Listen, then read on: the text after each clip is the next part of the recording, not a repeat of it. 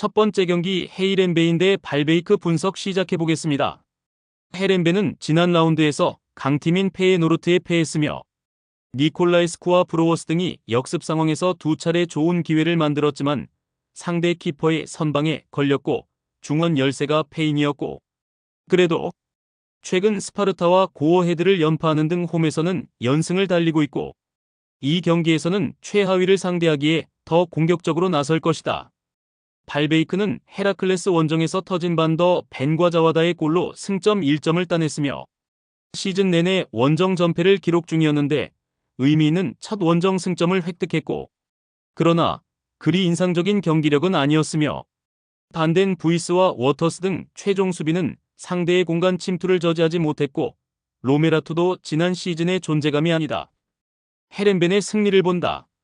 원정팀은 로메라투와 반더 벤 등을 중원에 내보내 홈팀의 공세를 막으려 할 것이다. 그러나 떨어지는 수비 안정감 외에도 원정 경기력이 좋지 않고 브로워스와 스먼스의 지원 속에 니콜라이스쿠가 공격을 주도할 헤렌벤이 우위를 점할 수 있으며 자유계약 선수에서 새롭게 팀에 가세한 이란 대표팀 주장인 자한바크시의 후반 활약도 기대되는 헤렌벤이 승리할 것이다.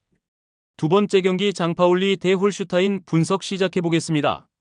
장파울리는 직전 경기에서 글라드바흐에 패했으며 원정에서 잭슨 어빈과 부칼파 등 중원 조합이 경기의 주도권을 내주지 않았지만 최전방의 마무리가 아쉬웠고, 그래도 길라보기와 시나니 등이 측면과 최전방을 오가며 유의미한 움직임을 보여주고 있고 에겐슈타인은 언제든 해결할 수 있는 선수며 승격 동기인 홀슈타인 킬 상대로는 지난 시즌 스윕을 비롯해 최근 3연승으로 강했다.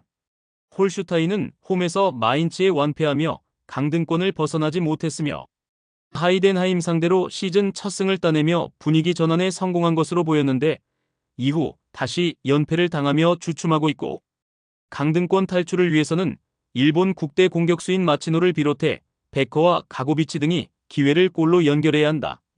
장파울리의 승리를 본다. 홀슈타인은 중원을 지켜줄 것으로 기대한 램버그의 경기 존재감이 올라오지 않고 있다.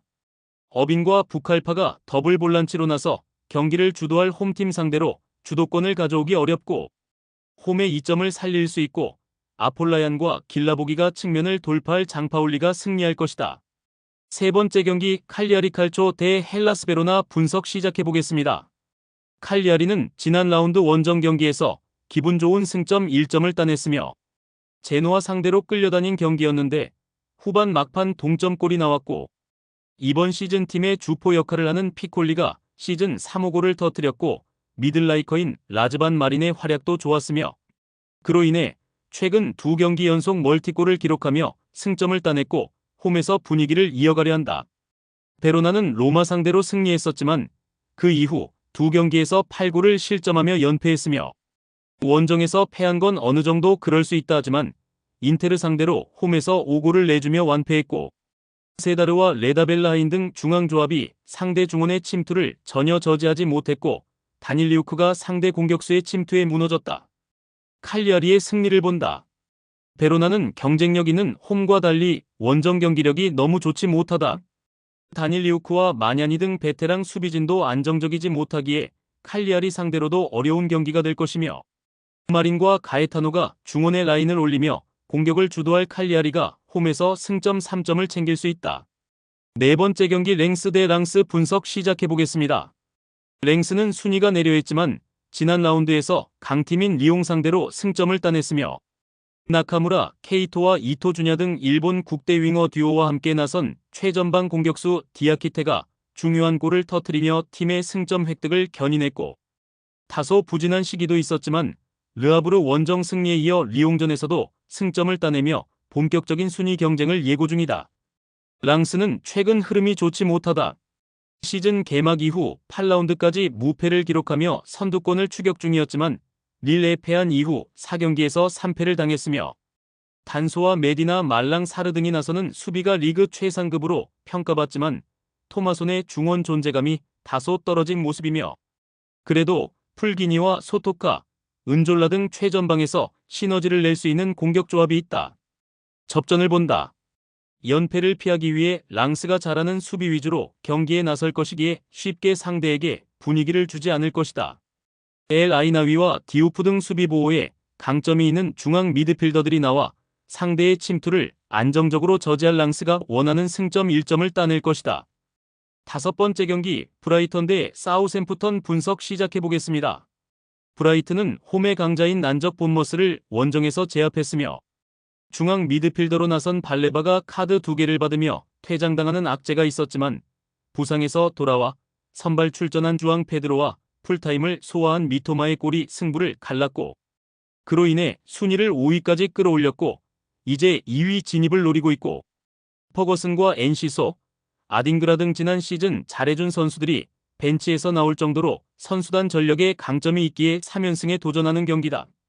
사샘은 리그 선두인 리버풀 상대로 2골을 뽑아냈지만 승점 추가에는 실패했으며 리버풀 상대로도 승점 추가를 위해 라인을 내리지 않는 공격적인 운영을 했는데 원하는 결과를 내지 못했기에 이 경기에서 승리를 노려야 한다. 원정이지만 소극적인 운영보다는 다운스와 랄라나, 아리보 등이 중원의 라인을 올리며 공격적으로 임할 것이다. 브라이튼의 승리를 본다. 발레바가 빠지는 점은 아쉽지만 아야리가 존재감을 보일 수 있고 얀폴 헤케의 수비 존재감은 엄청나다. 원정 수비력이 떨어지는 사셈 상대로 미토마와 월백, 주앙 페드로가 스리톱으로 나서 기회를 만들 수 있고 루터와 위버가 뒤를 지원할 브라이튼이 승리할 것이다.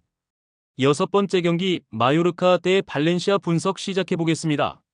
마요르카는 최근 흐름이 좋았던 라스팔마스를 원정에서 제압했으며 로드리게스와 나바로의 연속골로 앞서간 경기에서 동점을 허용했고 최전방 공격수인 무리키의 퇴장이 나왔는데 인저리 타임에 모히카가 결승골을 터뜨렸고 탄탄한 수비를 중심으로 상대 공세를 저지하며 역습으로 결과를 내는 팀이라는 이미지가 강한데 찬스에서 마무리가 좋았다.